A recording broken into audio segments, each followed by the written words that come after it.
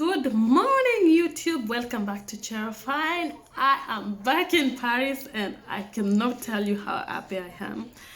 It's like the best thing ever. It's like being back home, but Helsinki was a dream. I just had like the perfect time. I was the princess. I was just, feeling good.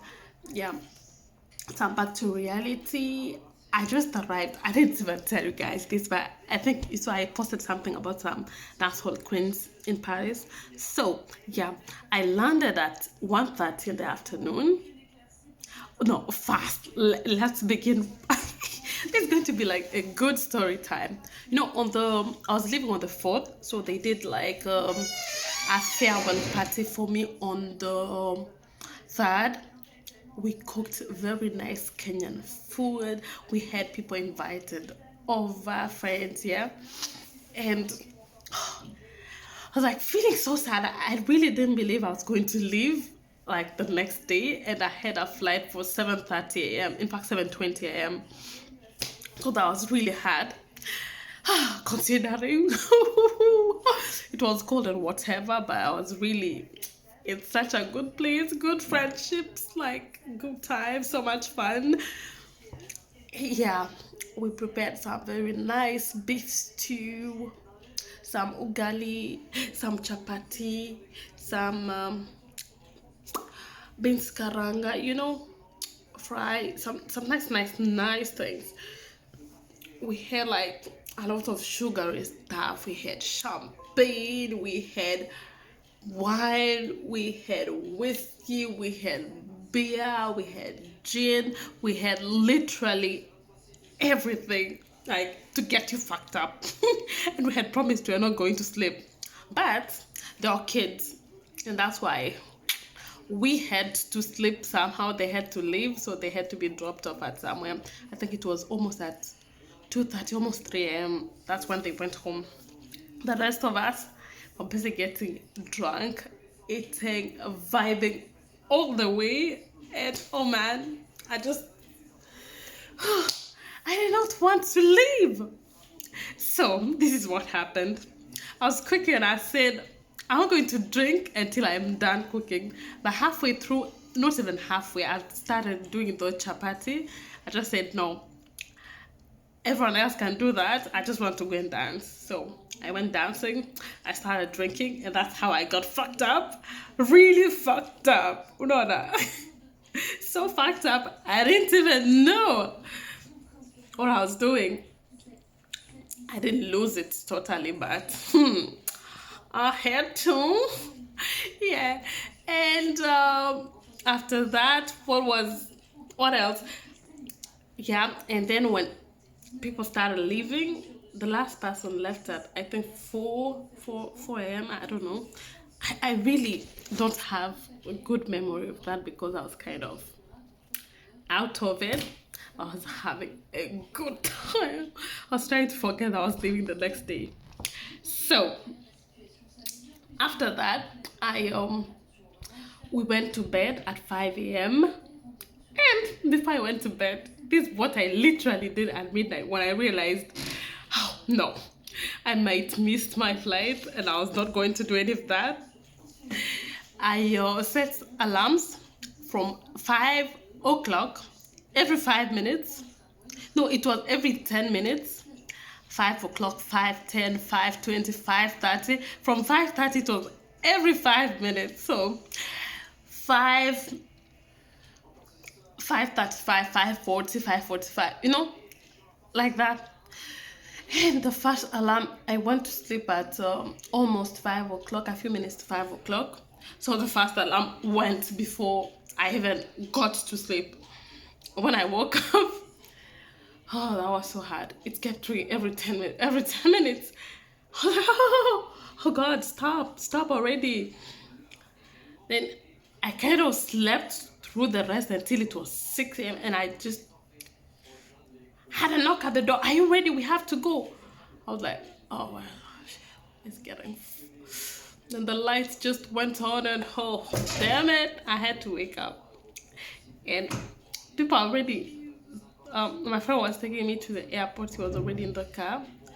waiting for me. I took another 20 minutes before I actually woke up. He went to warm the car and then came back. That's when I got ready, and that's how I forgot my stuff. I forgot my glasses, I forgot my identity cards. Luckily I had my passport with me in my jacket pockets. I forgot my iPad. I forgot, like, oh god, I forgot to bring the sausages. Forgot to bring the tea, Kenyan tea that I was supposed to bring back to France.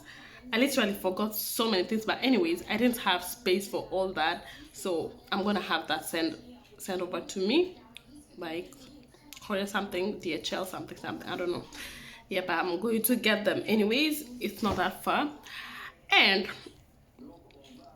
something else, when I ran to get in the car, I was feeling wobbly. I was still drunk and I had already slept. So I was just out here feeling so drunk. Went in the car, my head was pounding. But luckily, just after my bath, I took like some painkillers. I had some paracetamol and a lot of water. So that really helped a lot. Going to the airport, I was just like, boarding it at 6:50. We left at almost 6:40. We left the house at 6:40, and to the airport is like 20 minutes. I was gonna be late. I was just thinking about how if the gate was like so far, I would have been like fucked up, like for real. And lucky for me, we got to the airport like at almost 7 o'clock, and that's just how I didn't even say my goodbyes properly, which was really sad because they really took good care of me. It was so nice, you know. And yeah, I just went running. I was like the last person to get in line, but anyways, people are still boarding. I didn't queue, and yeah, it was smooth. And then I had like my boarding pass on my phone, and then I had to pass through the gate, so I had to scan like my boarding pass to have the gate open for me. And when I went into the plane, this is what I did. I had like a tiny bag and my suitcase, my tiny suitcase, my carry-on luggage. So I was seated, I had the window seat, and there were 3 seats. So I put my tiny bag and my phone, which I had in hand there, and to put my suitcase in the overhead compartment. And you know what? Someone decided to take my phone. In that not even 1 minute that I was trying to put my phone up, my suitcase up there. Oh god. It turned to panic. I just threw my stuff to the other side. I looked in my pockets. I was so sure because I just put it there like 1 minute ago. I went to this cabin crew member. I told her that. She said, oh, I can't do anything. I was like, what?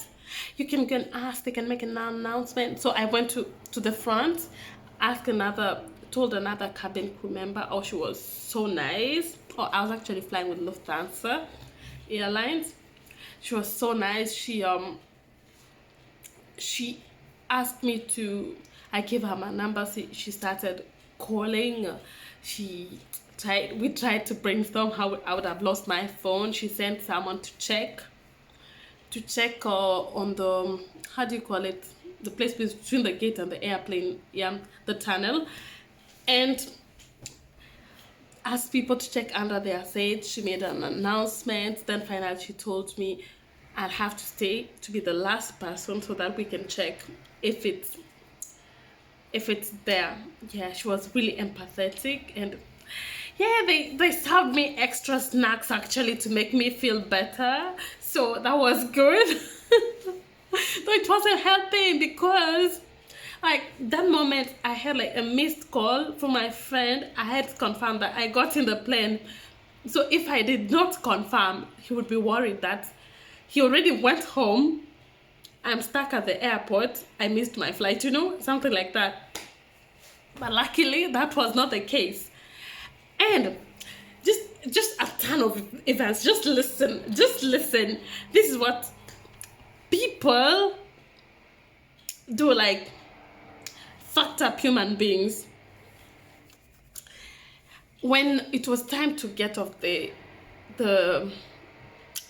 aircraft, they asked again, and this is when I was already despairing, because in Paris there's this grève thing, the transport grève.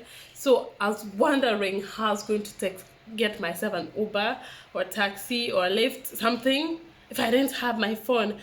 And fuck the taxi is so fucking expensive. I was not going to do that. When I had the money, no, I was not going to pay like 70 euros to get home. No, I was not going to do that.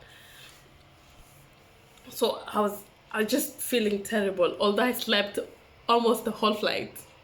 Stressed and sleep deprived and drunk. Yeah. So, story time. Just when we just landed, when they made the announcement, somehow, when people had gotten up, I was seated, there was a girl, there was me, a girl in between, and there was another guy. And the girl stood up, and she was trying to take her bag, and I was seated waiting to be the last person so I can check if my phone was in the plane. And you know what? I just see my phone peeping from behind. You know, between the seats, there's like the space between the seats with the armrests. Yeah. I see something pink because my phone has a nice new baby pink cover. It's like, wow, that's my phone. And the girl is like, oh, wow. Yeah, all this. Then she said, okay, let me get that for you, because someone stuffed the phone from behind. They didn't want to go with it. Maybe they were too afraid.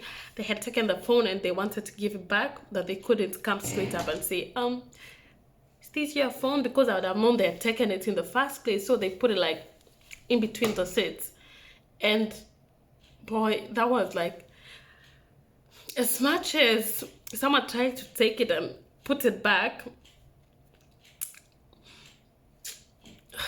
I was so relieved. I didn't even care, but I really felt bad that people, they are not good.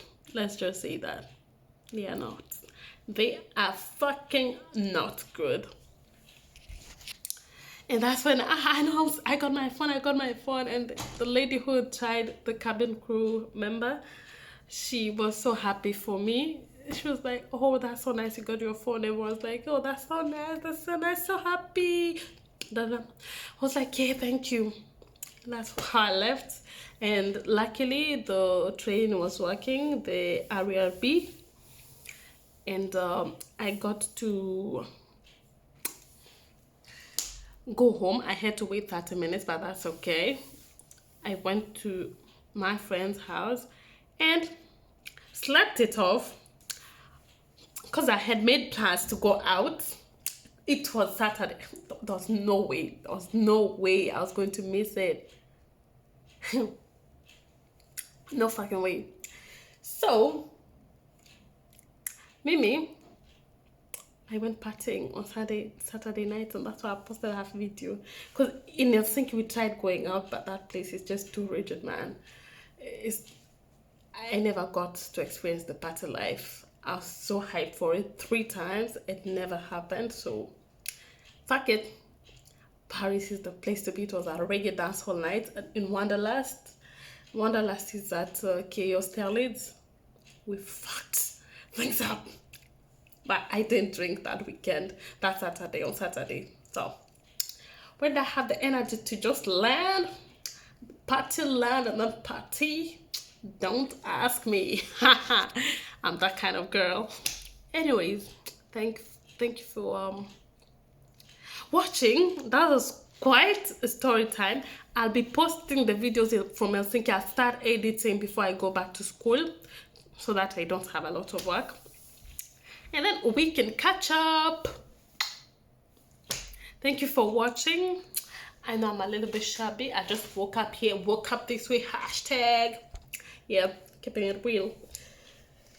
Yeah, and catch you guys on my next video. Thanks for watching and for listening to this story.